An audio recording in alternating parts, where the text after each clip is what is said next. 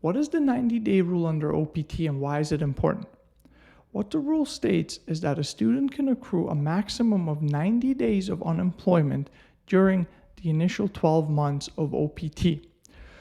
So a couple of important points about this that I advise everyone to keep in mind.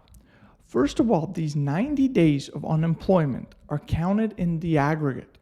So say you are unemployed for 30 days, you receive your EAD card, you start your OPT period, and you can't find a suitable job for 30 days, but then you find a job, those first 30 days count for unemployment.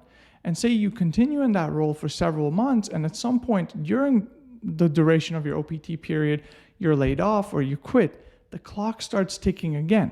So it's not just 90 days in the beginning, because that's what most students are so concerned about, is finding a job in those initial 90 days right after graduating. It's in the aggregate. So make sure you're paying attention to that and you don't run afoul of the rule later on during your OPT period if you quit your job or you're terminated. The second thing, the other thing I tell everyone is make sure you know all the different types of employment that would stop this 90-day clock from ticking. I've shot a separate video about this that's in the description. But the bottom line is it's not just W-2 full-time employment that counts, right? You can volunteer, you can start your own business, you can be an intern, you have multiple part-time jobs. There's many different types of employment that would satisfy the requirement and would allow you to report in CVIS and stop the clock.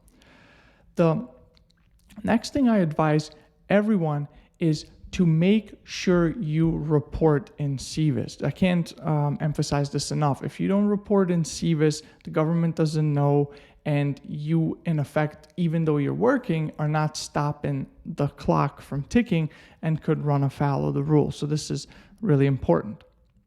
And the final thing I advise everyone about the 90-day rule is to plan ahead. Make sure you plan ahead. As an F1 student, you know or should know that this rule exists, and you should, your final year of your program, your senior year, if you're an undergraduate student, start planning ahead what you're going to do. If you see towards the end of your final semester that you're not finding, a job, then you have to start thinking about other pathways that may satisfy this rule, such as, volunteering, potentially interning, potentially starting your own business. There's many ways to take advantage of the OPT period and complying with this rule that are not just a standard job. But make sure you plan ahead, because otherwise, it may be too late if you leave it for the last minute. I hope you found this video helpful.